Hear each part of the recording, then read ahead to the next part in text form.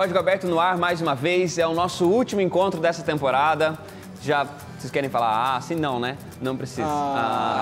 Que bom, obrigado por valorizar o nosso convite. Tenho certeza que em casa também as pessoas também, estão falando isso. O eco deles chega até a gente. Mas realmente é um A gente está terminando essa temporada que a gente conversou sobre Gálatas durante 13 semanas. Essa será a 14ª semana estudando um livro de 6 capítulos. Quando a gente pensa nisso, a gente fica pensando quão rico é a palavra, quão rica é a palavra, essa fonte inesgotável, e a gente não tem por que se cansar de estudar a Bíblia.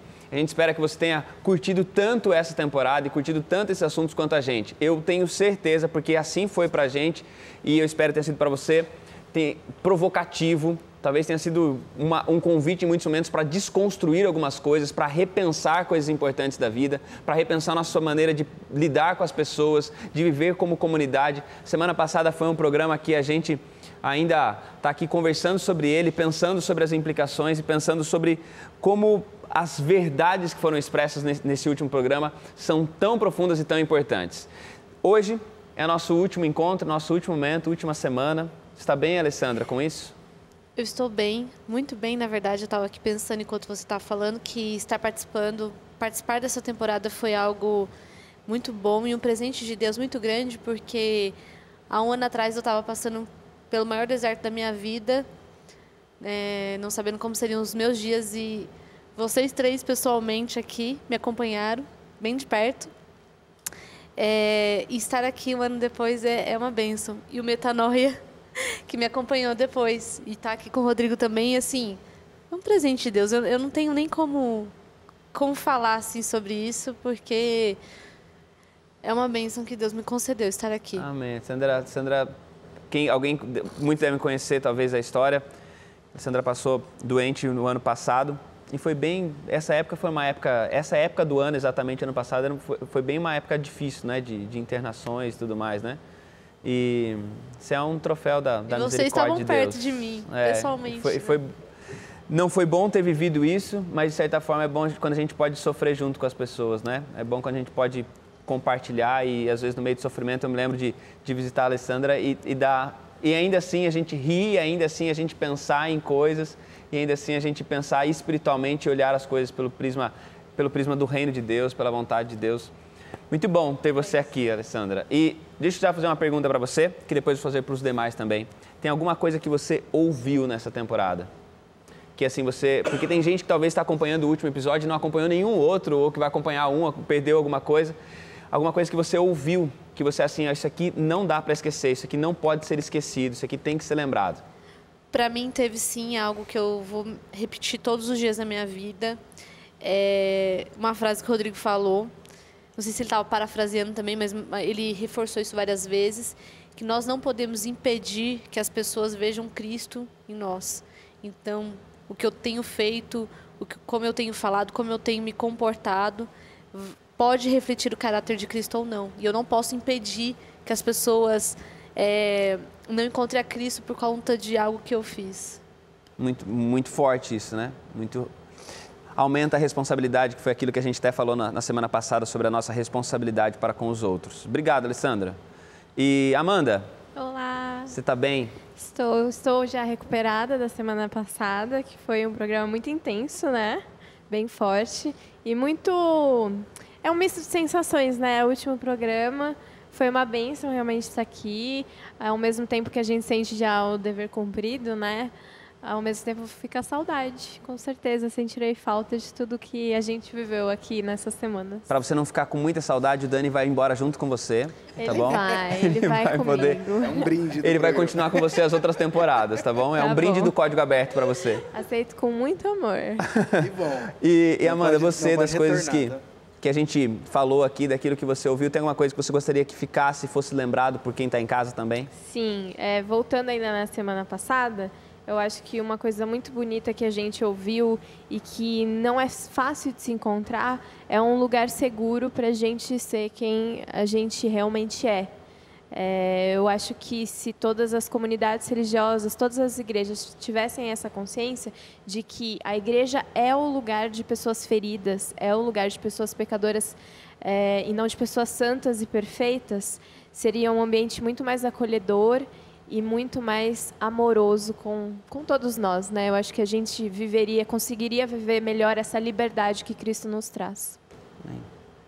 E aí, tudo bem? Você tá bem, Dani? Tudo bem. Na paz? Tranquilo. Como é que foi sua experiência? Primeira vez no Código, né? Primeira vez no Código, o último programa, 14 programas, né, com esse. Cara, é uma honra poder estar aqui, de verdade. Eu e a Amanda, principalmente quando o horário estava um pouco mais cedo na sexta-feira, eu e a Amanda, a gente sempre assistia em casa lá, né? Código aberto. Agora, com os horários, ficou um pouco mais difícil, mas a gente sempre assiste lá e poder estar aqui agora. Às vezes a gente estava assistindo de lá de casa e ia comentando o que o pessoal estava comentando, né? E agora poder ser ouvido. Vocês iam fazendo o Código Aberto do Código Aberto. Exatamente. Então, é realmente um privilégio poder estar aqui. Agradeço pelo convite, principalmente o Chapolin, que é a voz do além aqui, que convidou a gente. Agradeço pela oportunidade. Agora, para responder outra pergunta, né? Tem alguma coisa aí que você quer que fique sendo lembrada? Impactou? Cara, eu vou te dizer, vou falar um pouquinho diferente. Além das coisas que foram faladas aqui, eu acho que o que mais me impactou foram as conversas extra-campo aqui, as dos bastidores. Porque a gente conversou as mesmas coisas que debateu aqui, mas teve algumas que bateu mais forte, assim. Isso é histórico, sabia? Hã? Sempre as conversas extra-campo rendem mais. Sempre assim, essas conversas a gente tem fora. É histórico nas temporadas do Código Aberto. Código Aberto? Então, eu vou mencionar 3 momentos, tá? Rapidinho. Tá O bom. primeiro momento, primeira ideia que me impactou, o Rodrigo também comenta isso, acho que vai falar também, a questão da aliança unilateral. Embora eu falei um pouco da aliança aqui naquele dia, a gente teve uma grande discussão antes do início do programa e deu uma quebrada de paradigma aí, bem interessante. O fato de que quando Deus faz uma aliança com a gente, Ele não pede absolutamente nada em troca, não tem que prometer, não tem que nada. A segunda coisa que me impactou do que eu ouvi foi extra bastidores, que foi quando a gente começou a se preparar lá em casa e nos debates que eu tive com a Amanda em casa para a gente poder vir para cá, os livros que a gente estava lendo e tudo mais. A Amanda me ensinou muita coisa nesse esquema de Gálatas e tive que repensar vários conceitos, também me marcou. E a terceira coisa que eu vou mencionar, essa foi campo, já que foi uma de cada aspecto, essa foi durante o programa, que não dá para mencionar, não tem como deixar de mencionar semana passada, né? Eu comentei com vocês aqui um pouquinho antes de começar o programa, quando o Rodrigo abriu o coração ali, que, como pastor, mencionei, né? A gente não tem muito direito de errar, porque como líder você tem que assumir aquele posto que você está sempre certo e a gente é ser humano e às vezes a gente erra mais do que todo mundo que a gente está tentando ensinar o que fazer. Então, mexeu bastante. Isso aí.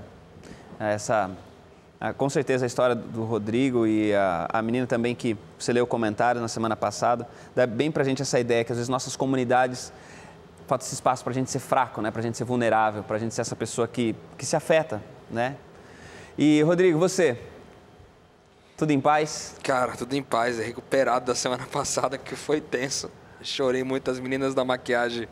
Hoje eu falei para ela, caprichem, porque se eu chorar, tem que manter de pé para não estragar a maquiagem. Mas foi muito bom. Eu gostaria de mencionar 2 coisas que me chamaram bastante atenção. Acho que eu levo daqui muitas coisas, né? Acho que a vantagem desse programa é que o conhecimento acaba sendo construído a partir da conversa, né? E ele fica tão mais completo do que às vezes a gente apenas lê o texto, né? Por isso a importância de a gente estar junto. Mas eu queria destacar 2 pontos. O primeiro deles é com relação à aliança, esse que o Dani falou, que é a perspectiva do testamento, né?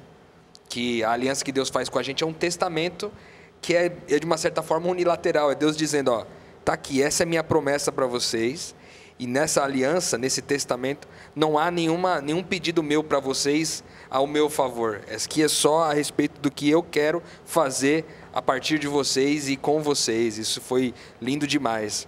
E o segundo foi quando a gente falou sobre adoção. Eu amo esse assunto de identidade, como já falei para vocês. E aqui na lição ela trouxe uma referência muito legal, que o adotante não pode repudiar o filho adotado, né? Então é muito bom lembrar que quando Deus ele nos salva e nos inclui na sua família, nos adota na sua família, Ele não pode nos desadotar, né? A não ser que a gente mesmo queira repudiar essa identidade, né? Caso contrário, não tem como. Então, talvez naquela ocasião a gente não falou, mas na minha cabeça eu cheguei numa conclusão de que a única forma de eu dar errado é se Jesus der errado. E se ele é o alfa e o ômega... Se ele não dá errado, então vai funcionar, né? Vai funcionar, então eu louvo a Deus por isso. A gente teve muita coisa e você que está em casa, se você está vendo, não acompanhou a temporada inteira, dá uma volta lá em alguns episódios, talvez desde o primeiro, passa por todos eles de novo. Esse é um assunto que a gente nunca esgota, então se você ainda quiser saber mais, também você tem o Contra a Cultura, que é o podcast do Código Aberto, em parceria com Conexão Jovem, novotempo.com/contracultura, ou você acessa e se inscreve através do aplicativo de podcast do seu celular. E assim você pode ter mais contato com esse assunto. Na próxima semana a gente já volta com uma outra temporada, com outro livro, mas ainda a gente vai voltar a alguns assuntos pelos quais nós passamos por aqui. Nós vamos falar da carta de Paulo aos Romanos, vamos pensar de novo sobre justificação pela fé, vamos pensar de novo sobre aliança, sobre a graça, vamos pensar sobre o papel da comunidade sendo isso, mas agora com uma outra perspectiva e com Paulo falando para um outro público, o que vai ser bem interessante também. De forma bem especial nas nossas conversas, uma coisa que uma imagem que ficou na minha cabeça foi da história aqui, quando você contou do menininho, né? Que viu lá o boneco, né? O João Bobo, que batia nele e ele voltava em pé. Batia e ele voltava em pé e o menino responde que ele consegue cair e voltar em pé porque ele está em pé por dentro. E essa é a ideia de um Cristo que vive dentro de mim, e mesmo quando eu caio, ele continua em pé e ele me mantém em pé mesmo quando eu caio. Isso é muito bonito. Eu achei isso muito, muito marcante. A gente teve também durante essa temporada músicas que marcaram a gente, música marcante também. E hoje a gente vai ter de novo música marcante com o Joel. Tudo bem, Joel? Tudo bem, você? Prazer demais estar aqui com vocês aqui, ter recebido o convite. Também para mim é um privilégio, tanto de cantar quanto de ouvir, né? A voz de Deus através de vocês. E eu aprendi bastante também nesse pouco tempo que eu tive com vocês. Que Deus seja louvado, Joel. Obrigado por essas 3 semanas que você passou aqui com a gente. Você que a música do último programa foi feita para o programa, né? Sim, vai ser usada depois, obviamente, mas foi lançada aqui. E a que você vai cantar hoje também vai ser lançada aqui. Sim, nunca cantei em nenhum outro local. O Thiago Chapolin está lembrando que a música que você cantou no programa anterior, você escreveu um dia antes de vir. Um dia antes da apresentação do programa. Fiz para o programa. Então, sabe que, Joel, o Código Aberto é um celeiro de lançamentos, assim. As pessoas lançam música aqui com uma facilidade, a gente fica muito feliz disso, de ser o lugar onde as pessoas podem ouvir músicas em primeira mão. E o mais interessante disso é que Deus conduziu tudo, né? E quando a gente se dispõe a ser um canal, Ele nos usa e tudo faz sentido. Sim, porque até sem saber do tema, às vezes, né, sem conhecer exatamente que rumo ia ser a conversa, ele compôs a música e a música veio bem de encontro com aquilo que a gente estava conversando. Nós vamos para o nosso último estudo. Antes disso, a gente vai fazer uma oração. Pedir para o pastor Dani Bravo fazer a oração para a nossa última conversa dessa temporada. Senhor Jesus, que privilégio que é para a gente poder ter gastado aí 13 semanas discutindo sobre graça, sobre fé. Esse assunto é tão forte que ele mexe com a gente, mexe com o nosso coração. E hoje a gente vai ter esse último debate. Lógico que não é o esgotamento do assunto e não é o último debate da vida, nem nossa última dúvida. Mas é essa última oportunidade dessa temporada para falar sobre isso. Eu te peço que mais do que nunca o Senhor fale com a gente, o Senhor fale através de nós. E que a gente possa ser impactado para que outras pessoas lá atrás da TV possam ser impactadas também. Nós oramos em nome de Jesus. Amém. Amém. Nós estamos em Gálatas capítulo 6, estamos lá no finalzinho, vendo as últimas palavras de Paulo aos Gálatas. E a gente tem aqui, já o nosso guia chama a atenção da gente para isso, acho que é importante até a gente pensar, porque uma coisa que chamou a nossa atenção, principalmente nos primeiros programas, foi essa maneira de Paulo falar, dessa maneira dele se indignar com as coisas, desse Paulo que está falando apaixonadamente. E aqui a gente tem o encerramento da carta de Paulo aos Gálatas, assim como ele encerra várias outras cartas, mas parece que tem algumas diferenças, né? Parece que Paulo não encerra a carta dele aos Gálatas como ele encerra outras cartas. Que diferença que existe? E por que vocês acham que Paulo encerra num outro tom? Paulo sempre vem nas cartas dele com... Bom, a gente analisou o início dela lá nos primeiros estudos, né? Sempre vem com um agrado, um elogio, depois faz uma mensagem de repreensão. Afinal, toda a carta é para poder ensinar algo importante que a igreja precisava. E quando Paulo ia terminando as cartas, ele tem um bloco sempre de considerações finais, onde ele ou faz uma recapitulação de tudo que já falou, ou acrescenta aqueles últimos ensinamentos, tipo, ó, tá acabando o tempo, deixa eu só falar os negocinhos aqui rapidinho. E depois ele vem com as últimas saudações e a doxologia, o final ali, a bênção final para encerrar a carta. O que tem de curioso aqui? Paulo ele faz considerações finais. Na verdade, acaba sendo mais uma recapitulação daquilo que ele já falou, que ele vem enfatizando, como a gente vem vendo, né? Mas quando ele termina, ele não faz nenhuma saudação. Isso que é curioso nessa carta, é o que mais chama atenção. Geralmente, Paulo manda abraço, quero mandar abraço para o fulano, um ósculo santo, né? Estão aqui comigo, fulano, que também manda um abraço para vocês, ou estou enviando, sempre tem uma citação dos companheiros dele. E aqui não tem ninguém. Na verdade, Paulo simplesmente diz, pessoal, é isso, lembra que eu falei isso, assado, levem a sério esse negócio, Deus abençoe vocês, tchau. Não tem essa ideia. E aí, o que os teólogos passam para a gente, a impressão que Paulo quer passar com isso, é que o assunto era sério e não cabia ali nenhum tipo de enrolação. É isso, pessoal. A mensagem é séria, por favor, reflitam nisso. Durmam com Deus isso, né? O Rodrigo gosta de falar, dorme com esse barulho. Era mais ou menos essa mensagem. Não tinha tempo, não tinha muito espaço para formalidades, né? Ele simplesmente encerra a carta dele com outros tantos conselhos. Eu acho até que, na verdade, ele não gostaria, né? Meu raciocínio aqui, que quem estivesse lendo a carta, no final pensasse em outras coisas. O fulano estava lá. Não, fica com a mensagem. Eu não sei se você vai falar sobre o verso 17. Nós vamos falar sobre o verso 17. Mas se você quiser ler, a gente já começa com ele no próximo bloco. Pode ler pra gente. No próximo bloco? Agora, tá. O verso 17 diz assim, 6:17. Quanto ao mais, ninguém me moleste, porque eu trago no corpo as marcas de Jesus. Tipo, por favor, não me encha a paciência em tudo que eu falei aqui, porque eu tenho a prova de que eu tenho sofrido por Cristo. Eu acho isso, assim, fantástico do que ele falou. É bem interessante, falando dessa ausência de formalidade, e esse Paulo que todo tempo ele está falando muito, muito objetivo, né? Ele fala o que ele tem que falar e ele tem uma mensagem séria para dar, então ele não para em informalidades e chama atenção, e pede isso, né? Olha, não me incomodem mais, eu trago em mim as marcas de Cristo. Amanda. Eu acho... Desculpa. Você pode falar. Posso falar? Não, é que eu acho interessante que no verso 11 ele fala, vejam com que letras grandes lhe escrevo, de próprio punho, estas palavras finais. Porque geralmente não era ele que escrevia a carta, né? Ele ditava, mas no final ele faz questão de escrever e enfatiza o tamanho da letra. Um ponto interessante.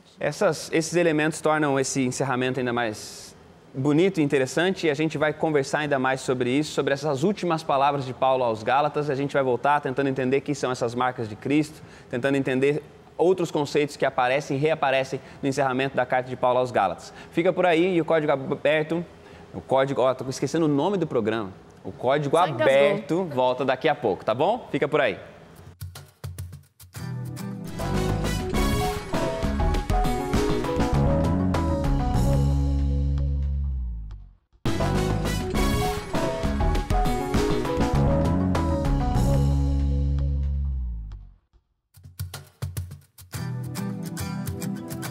Código Aberto está de volta ao segundo bloco desse nosso último encontro da temporada. Nós estamos conversando sobre a carta de Paulo aos Gálatas. Nós já falamos sobre passamos por todos os textos de Gálatas. É claro que a gente não esgota aquilo que a Bíblia tem para nos revelar, aquilo que a Bíblia tem para nos revelar, inclusive, principalmente sobre a graça, porque se a graça não é inesgotável, nossa compreensão sobre ela também é progressiva. Mas nós lemos, na verdade, a Alessandra leu, no primeiro bloco, Gálatas capítulo 6, verso 17, quando fala, ninguém mais me moleste, pois trago em meu corpo as marcas de Jesus. Existem duas perguntas sobre esse texto que vale a pena a gente responder. Quem estava e por que e como estava molestando Paulo? De que tipo de moléstia é essa que Paulo está falando? De que incômodo é esse que ele estava falando aí? Tá, essa é a pergunta. Eu estava mentalmente preparado para a segunda. O molestar, talvez eu sugeriria aqui, que seria os próprios judaizantes, né?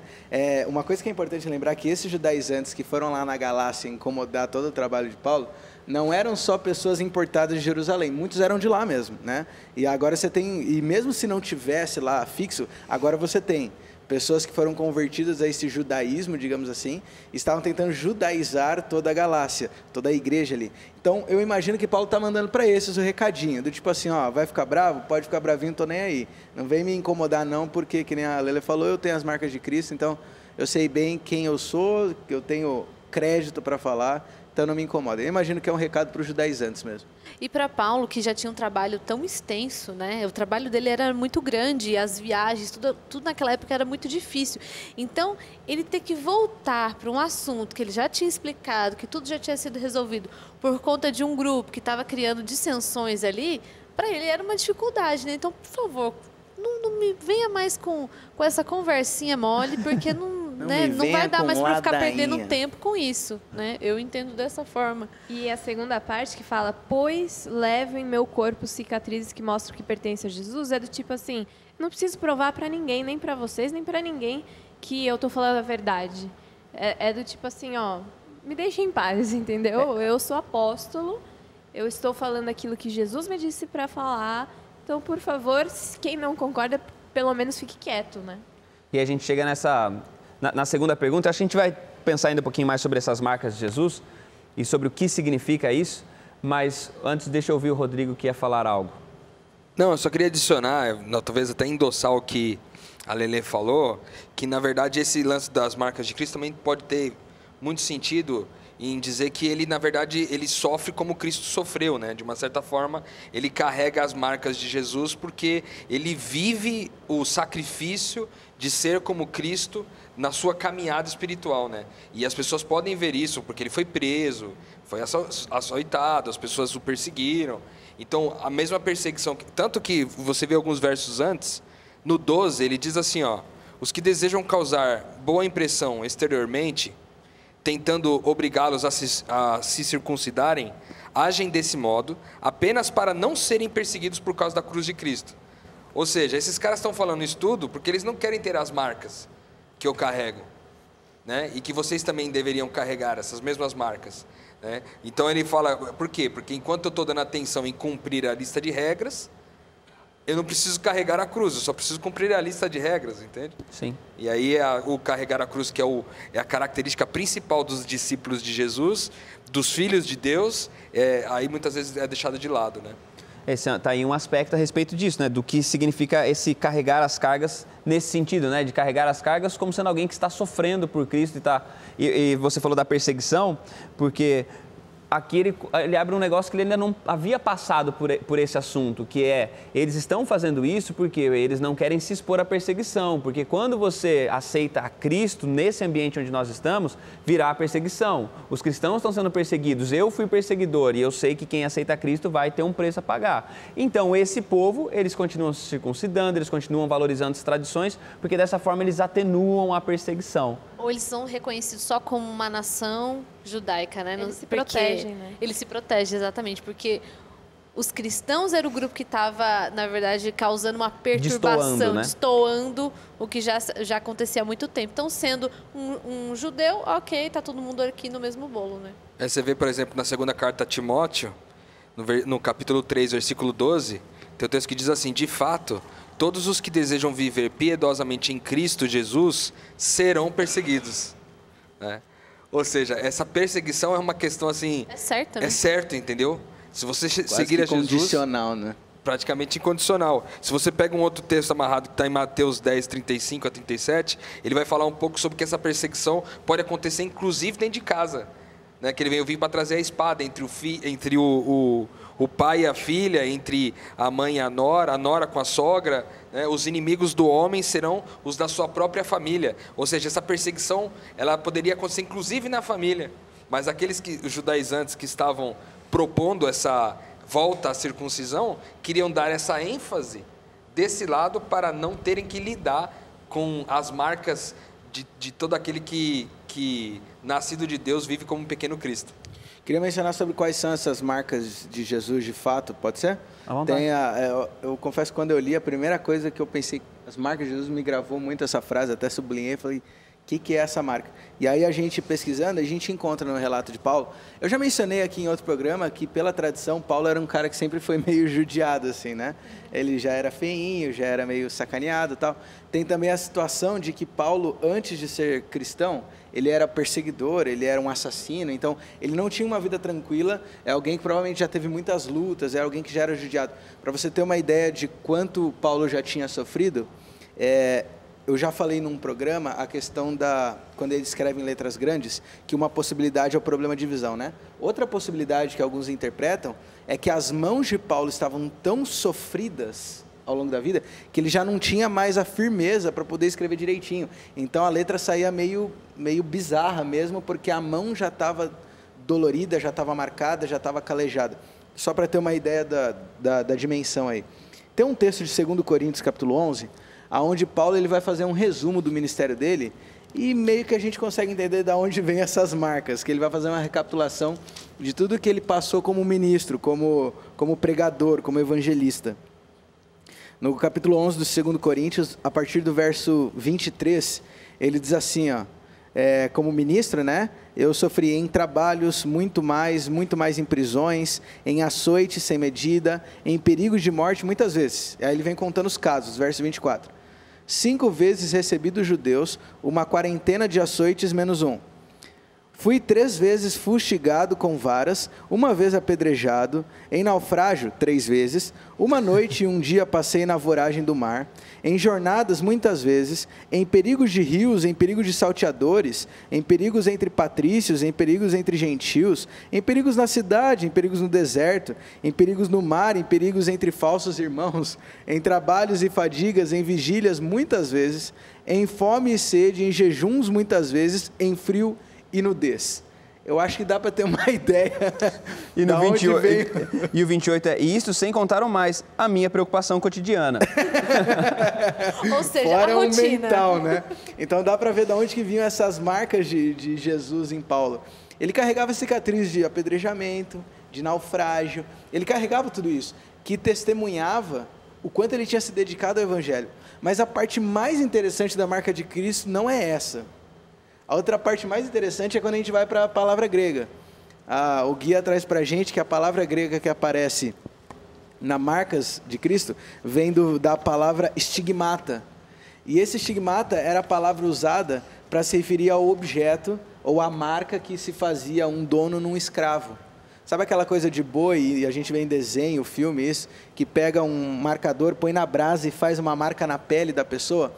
Paulo chama as suas marcas de Cristo, essas cicatrizes, de todo esse perrengue que ele passou, ele chama de estigmata. Ou seja, a marca que eu tenho é a marca do meu dono.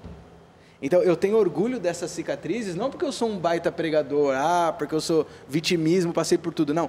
É porque eu sou escravo. Escravo eu sou voluntário, servo né? desse Deus, exatamente. Eu sou servo desse Deus. Então, eu carrego aqui a assinatura de Deus, porque Ele é o meu dono. Sensacional. É sensacional pensar nesse Paulo escrevendo, passando por tudo isso, e eu acho interessante, você falou, depois nos próximos versos 29, ele fala, ainda mais por causa da solicitude que eu tenho pelas igrejas, e aí ele fala, quem que sofre que eu não sofro junto? Quem que não fica fraco e eu me sinto febril? Eu acho bonito pensar que ele sofrendo tudo isso, às vezes o sofrimento embrutece as pessoas, e com Paulo é o contrário, ele está sofrendo e continuando disposto a sofrer pelas pessoas. E eu acho que tudo isso pode gerar uma reflexão para a gente. Quais são as marcas que a gente tem carregado de Cristo?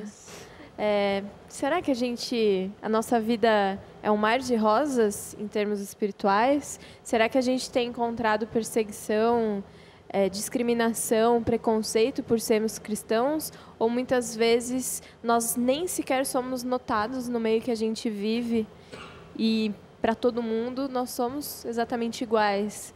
Eu acho que é uma baita reflexão para a gente pensar. Na verdade, assim, a gente, né, muitas vezes, no primeiro desafio como um cristão, a gente, Senhor, mas sofrendo. Por que eu sofro tanto por ser cristão? Às vezes você nem abriu a boca para falar, né? Só por uma questão do sábado, vamos supor, né? E aí a gente vê a história de Paulo. Desculpa. Volta para o que o Rodrigo falou tantas vezes do egoísmo religioso, né? Que a gente acha que cristianismo é poder buscar Deus para Ele poder me dar uma vida confortável.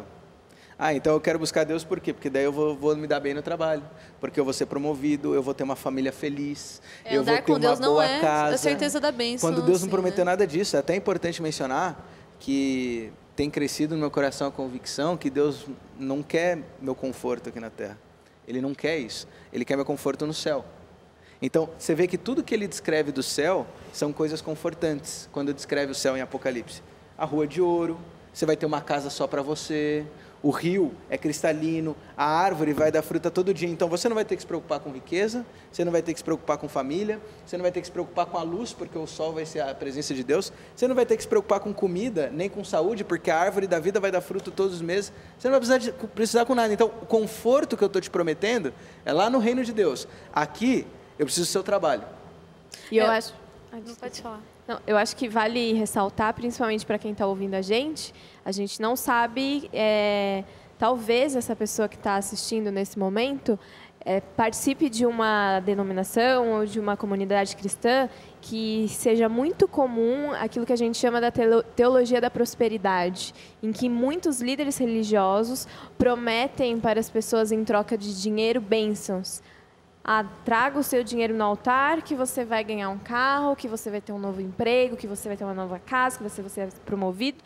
Isso não é a teologia que a Bíblia ensina, isso não é a teologia de Cristo, isso tem que ficar muito claro. Cuidado se você está se envolvendo em uma comunidade como essa, porque você com certeza está sendo enganado. Além de não ser a teologia de Cristo, né, vamos dizer assim, além de não ser a mensagem de Cristo, ela é, na verdade, oposta à teologia de Cristo. Cristo não tinha onde deitar a cabeça, né? Ele não tinha onde deitar a cabeça e a nossa convicção que a gente também chegou juntos aqui nessa conclusão, é de que ser cristão, ser um pequeno Cristo é sempre estar disposto a pagar o prejuízo, assumir o prejuízo e pagar o preço. Né? Na hora que você estava falando sobre a questão, né, que vida plena é somente, né, com Deus, com o Pai no céu, com essa experiência, né, que eu passei no ano passado, eu pensava muito isso, assim, Deus não tinha obrigação nenhuma de me curar para que eu continuasse aqui nesse mundo, né, porque eu gostaria de ficar aqui, aproveitando. Ele não tinha obrigação nenhuma, porque o que Ele me promete por meio de Jesus é vida plena no céu. E eu aceitá-lo e viver sem dificuldades lá, não aqui. Então, assim, eu não conseguia ver essa obrigação dele, que, tipo, eu como sendo, assim, desde o berço cristã, não podia sofrer isso, não podia estar acontecendo comigo. Queria só mencionar que lá no céu a impressão que dá é que aquilo que vai ser o nosso motivo de discurso, de conversas nas praças do céu, as medalhas que a gente vai mostrar, tipo assim, puxa vida, não estou falando nem de orgulho, é questão de realização pessoal. Não vai ser mostrar assim, caramba, consegui um celular novo, olha a minha casa, olha o meu carro, não vai ser isso. Vão ser as cicatrizes. Mostrar, puxa vida, olha o que eu passei para que Cristo pudesse me alcançar. Olha o que alguém passou, olha a cicatriz que aquele cara está carregando, eu que causei nele, porque ele precisou fazer isso para Cristo poder me alcançar. E a maior cicatriz que a gente vai celebrar durante toda a eternidade é a cicatriz de Cristo. A Bíblia fala que por toda a eternidade os braços dele vão estar marcados com o buraco dos pregos, e a gente vai olhar para aquelas feridas nas suas mãos e entender, lembrar do tamanho do amor do Salvador, né? Como diz o texto bíblico, né? Pelas suas feridas fomos sarados. Né? Exatamente. Sensacional. Mas uma pergunta, pensando no que a Amanda falou. A gente chegou falando do céu, e agora pensando nesse Pedro que carrega sobre si as marcas da perseguição e do sofrimento, desse Paulo que carrega essas marcas. Pedro também. Eu ainda estou na temporada anterior.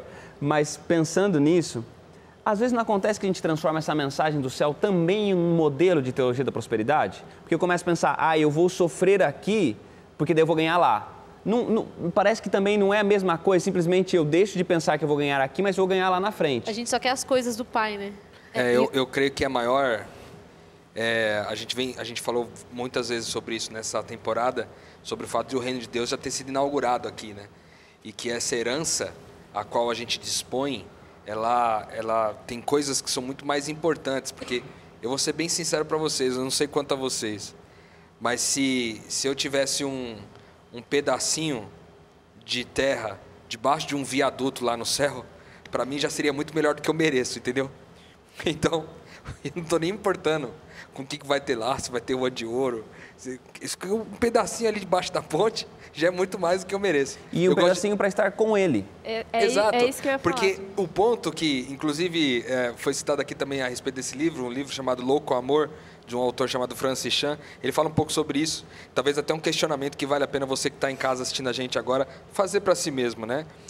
A gente que pensa muito nessa questão da volta de Jesus, a gente tem essa ênfase na nossa palavra, lembrar o seguinte, se você estivesse no céu, e lá no céu tivesse tudo, a vida eterna, tivesse saúde, todos os seus amigos estão lá, todos os seus familiares estão lá, todas as coisas que você gosta de comer está lá, tudo que você gosta de fazer está lá, absolutamente tudo aquilo que foi prometido para você, você encontrou lá. Só que Jesus não está. Faria falta para você? Quando essa reflexão veio para mim, eu fiquei 2 semanas em crise, porque por algum tempo eu achei que não faria falta para mim, se Jesus não estivesse lá. Você sabe? aceitaria ficar no céu mesmo sem Cristo estar lá, né? Essa é a pergunta. Pois é, com todas as outras coisas, porque... E essa pergunta do Dani é muito importante, que a gente vai continuar conversando sobre isso, a Amanda também vai falar sobre isso, a Alessandra também vai falar sobre isso, e o Joel vai cantar sobre isso, mas daqui a pouquinho, no terceiro e último bloco da nossa temporada, fica por aí, o Código Aberto volta daqui a pouco.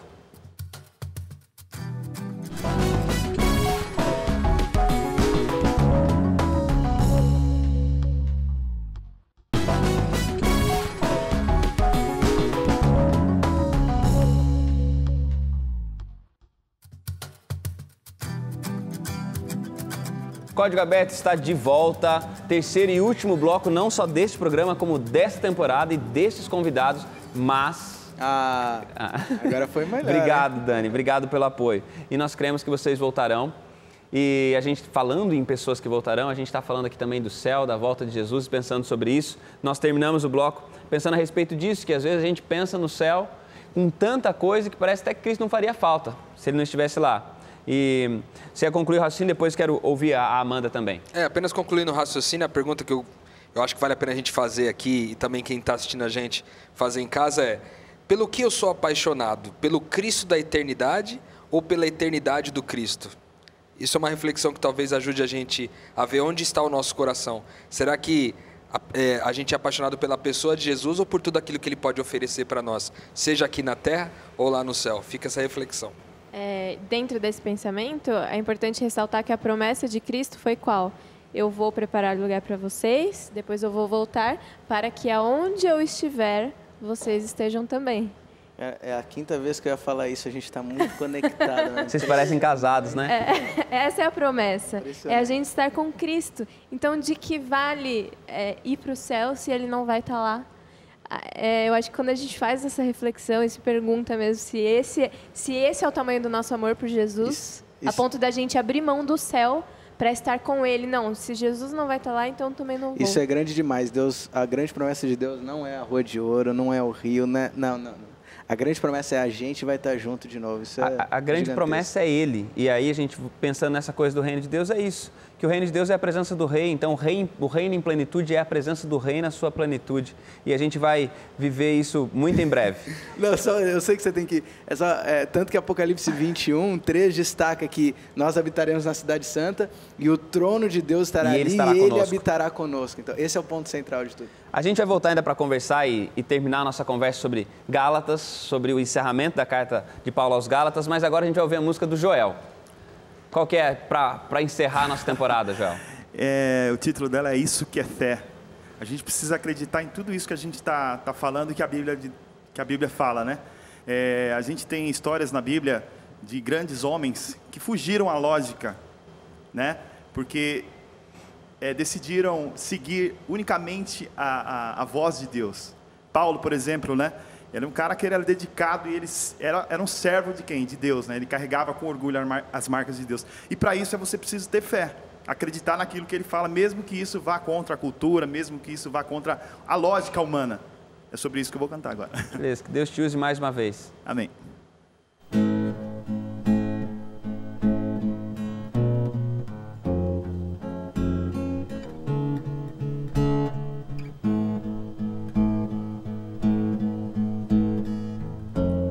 Parece que é tão fácil num lugar que não chovia acreditar que com chuva Deus iria destruir a humanidade, que era necessário construir um grande barco para quem quisesse se salvar. E Noé acreditou e junto com sua família se salvou.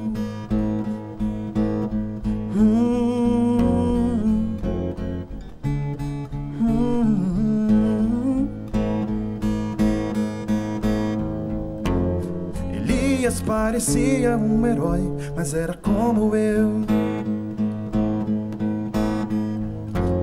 Diante dos profetas de Baal, ele não hesitou. Ele contra 500 homens acreditou que Deus lhe daria a vitória. E ele conquistou.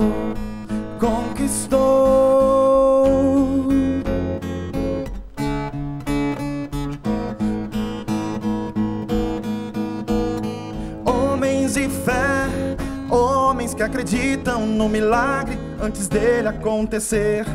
Homens que enxergam a Deus do tamanho que ele é. Isso que é fé, isso que é fé, isso que ele quer. Homens de fé, homens que acreditam no milagre antes dele acontecer. Homens que enxergam a Deus do tamanho que ele é. Isso que é fé, isso que é fé, isso que ele quer. Isso que é fé, isso que é fé, isso que ele quer. Isso que é fé, isso que é fé, isso que ele quer. Que legal. Bom, as histórias bíblicas, você passando pelas histórias que você contou, já é muito interessante ver que é a fé, e é a fé de gente que sofreu, é a fé de gente que foi perseguida, é a fé de gente que foi desacreditada, é a fé de gente que eles tinham uma fé em Deus, mas o mundo não cria neles. O mundo não cria em Noé, o mundo não cria em Elias, o mundo não cria neles, mas eles criam em Deus. E essa motivação que a fé traz, essa capacidade que a gente recebe de Deus através da fé de continuar em movimento a despeito da desconfiança das pessoas, é algo muito, muito bacana. E é algo que a gente vê presente também na experiência de Paulo. Eu estou vendo o Dani com a Bíblia aberta, mas não é por nada em especial nesse momento. Mas então eu vou pedir para que você converse com a gente também e todos os demais, por conta de um verso, que a gente vai, com esse verso, voltar um pouquinho naquilo que foi a tônica da carta de Paulo, naquilo que foi a tônica da conversa de Paulo com os Gálatas. E talvez esse verso resuma um tanto disso. Quando a gente olha aqui para o verso 13, Gálatas capítulo 6, verso 13, ele diz: pois nem mesmo os que fazem circuncidar observam a lei, mas eles querem que vos circuncideis para que se gloriarem na vossa carne.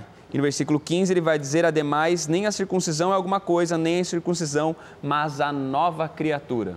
A gente já falou da indiferença da circuncisão, mas agora vem Paulo com essa outra, que a circuncisão, ou que circuncidar-se ou não se circuncidar, não tinha necessariamente um problema, nenhuma das duas coisas. Agora ele fala, nenhuma das duas importa, o que importa é nova criatura. O que Paulo está querendo dos Gálatas, o que ele está ensinando para os Gálatas? Acho que é muito louco essa parte de Paulo aí, porque a gente poderia talvez contemporaneizar esse lance do circuncidar ou não circuncidar como qualquer das regras que a gente queira estabelecer religiosamente falando, né? Tudo aquilo que for algum tipo de regra, ela não faz sentido, segundo o texto é indiferente. Ou seja, o que é importante é essa nova criatura, esse novo ser, que a gente falou, né, de escravo para filho, né? É ser filho de Deus. Agora, manifestando essa natureza, representando o reino de Deus, sinalizando o reino de Deus ao redor do mundo onde você pisar, né? Não importa a lista de regras que você tem que fazer ou deixar de fazer, todas essas coisas são indiferentes. A gente falou aqui um pouco sobre a importância de algumas coisas que falamos ao longo da temporada, e uma delas é essa questão de tirar o brilho, né? De, às vezes, quando a gente dá ênfase na lista de coisas que a gente tem que fazer ou deixar de fazer, a gente tira o brilho, o escândalo, o assombro da cruz de Cristo, que deve ser prioridade no nosso coração, para que cada dia a gente possa ser constrangido por esse amor e levados, através da fé, a agir em amor com as pessoas. Mas acredito também que o ser nova criatura que você trouxe para os nossos dias, mas também o que a gente pode trazer aqui do que Paulo estava falando,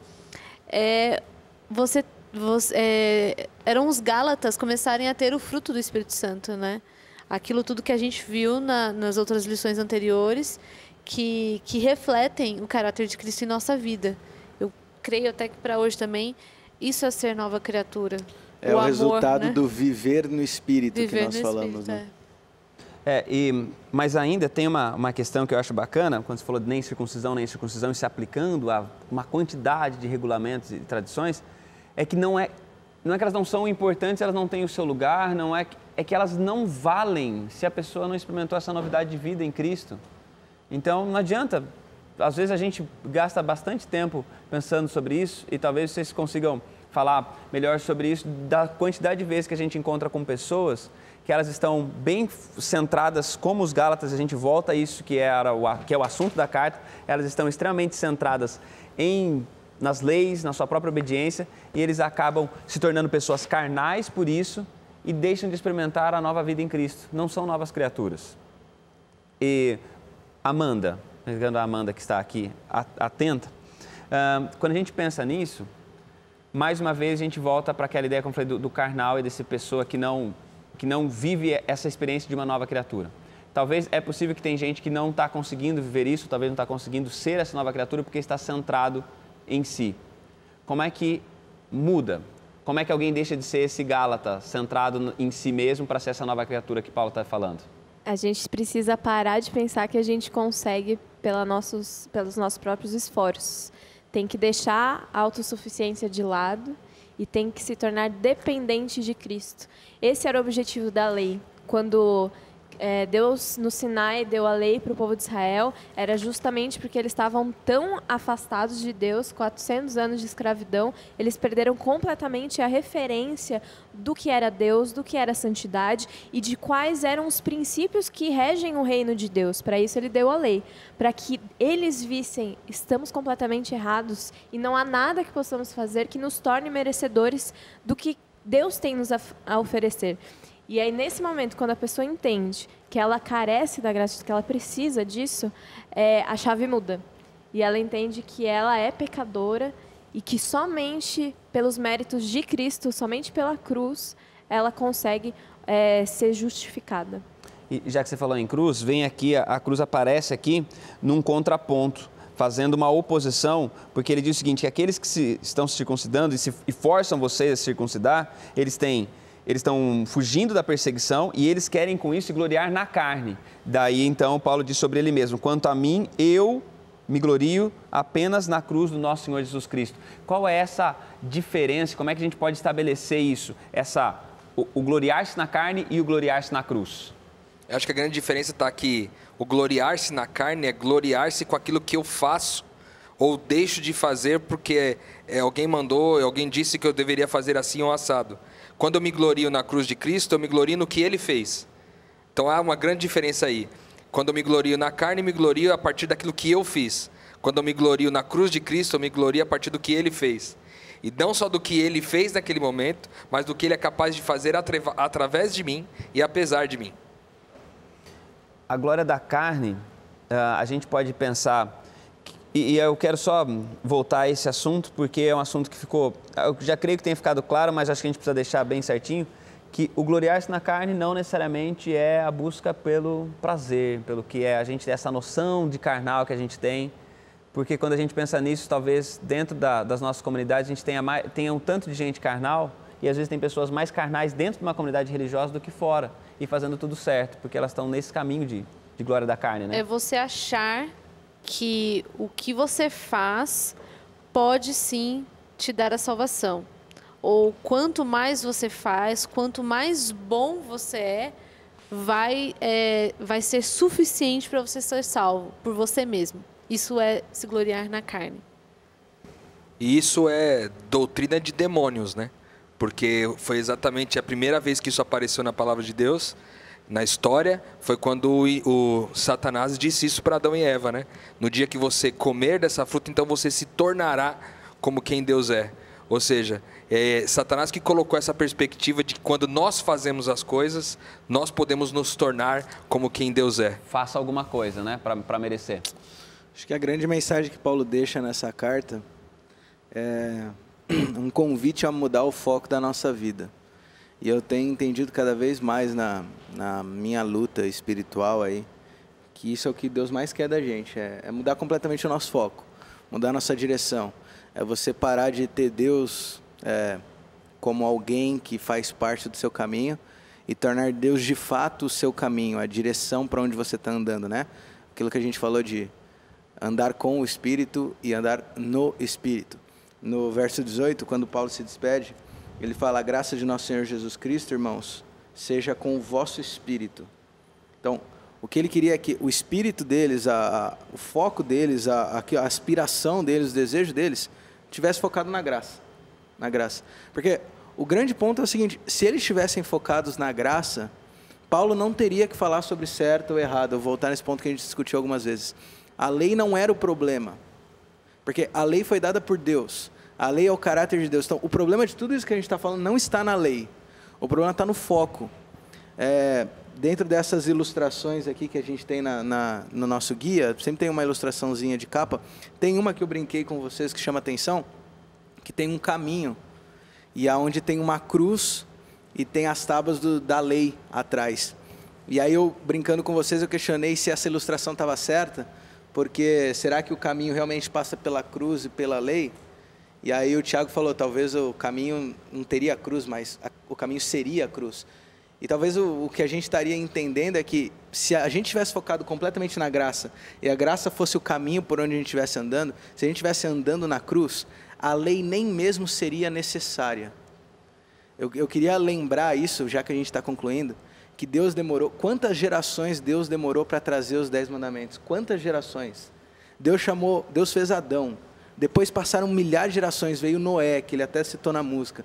Depois passou Noé, veio milhares de gerações para nascer Abraão. Depois passaram várias gerações, 400 anos de escravidão, para só então Deus trazer a lei. Vira o regulamento codificado, né? Exato. Isso quer dizer que Deus não tinha normas antes? Claro que não. Deus tinha, só que não era necessário. Porque o povo estava tão próximo de Deus, como eu citei Enoque, o povo andava tanto com Deus, que eles já conheciam, eles já sabiam, a lei estava no seu coração. E se você pensar nisso, Dani, tem a ideia, a gente está falando do céu e a gente está falando da ideia de eternidade, e a eternidade a gente não vai ter a lei não vai precisar ser lembrada para a gente, ser codificada. Por quê? Porque a gente vai estar andando, a eternidade vai ser essa vida tanto na presença de Deus e desfrutando da herança da graça, que a gente não vai precisar disso. O Código Aberto está terminando, a gente está encerrando essa temporada. Foi muito bom estar com vocês, Alessandra, Amanda, Dani, Rodrigo. Muito bom estar com o Joel aqui também. Muito bom viver essa experiência com vocês. Mas eu quero deixar uma última coisa, que é um verso que eu gosto demais, que é o verso 14. Quanto a mim, não aconteça gloriar-me, senão na cruz do nosso Senhor Jesus Cristo.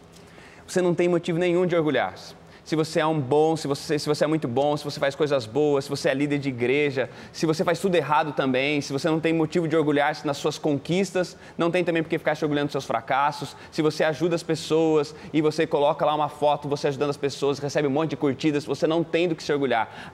O nosso orgulho, se existe algum, a nossa glória é a cruz de Cristo. A nossa glória é a maior vergonha, porque na cruz nós somos os maiores envergonhados de todos, porque a cruz fica atestado que nós não servimos para absolutamente nada se Cristo não tivesse entrado na nossa história. Então o momento de maior vergonha da história é o nosso momento de maior glória. A glória da cruz de Cristo deve ser o nosso foco, a nossa atenção. Código Aberto fica por aqui. Que Deus te abençoe e que para você e para mim a cruz seja a nossa maior glória, e até semana que vem com uma nova temporada.